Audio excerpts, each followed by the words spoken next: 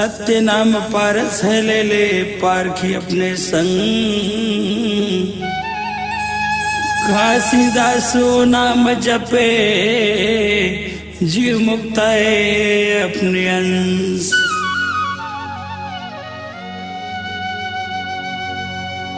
जय हो गुरु हो बाबा मोर चरण के आसव।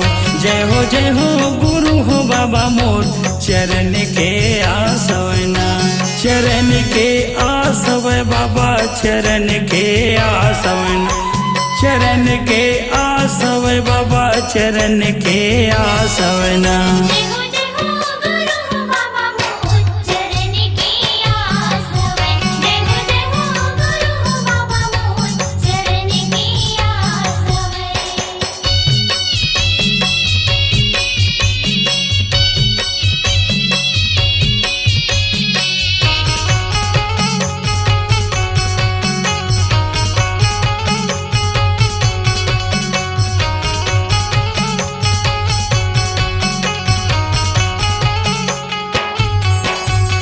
तोरे चरण के बाबा हूँ मैं पुजारी, हूँ मैं पुजारी।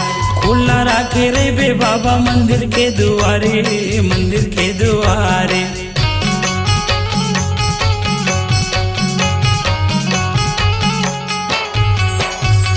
तोरे चरण के बाबा हूँ मैं पुजारी, हूँ मैं पुजारी। खुला राखे रे बे बाबा मंदिर के दुआरे, मंदिर के दुआरे।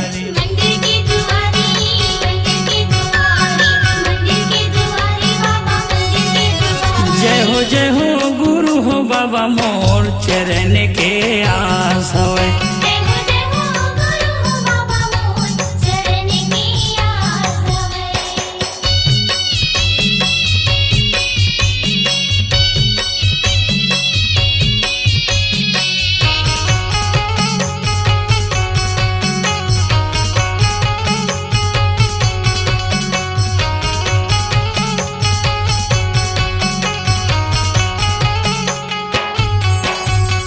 तोरे दर्शन पर बाबा ने न मोरे तरसे, न मोरे तरसे।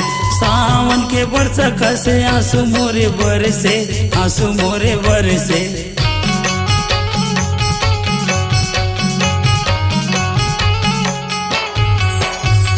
तोरे दर्शन पर बाबा ने न मोरे तरसे, न मोरे तरसे।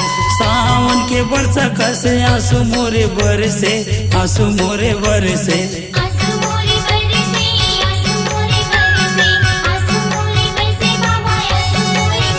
जय हो गुरु हो बाबा मोर चरण के आसव।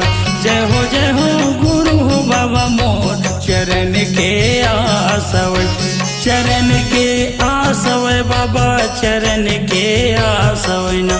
चरण के आसव बाबा चरण के आसवना। जय हो गुरु हो बाबा मोर चरण के आसव।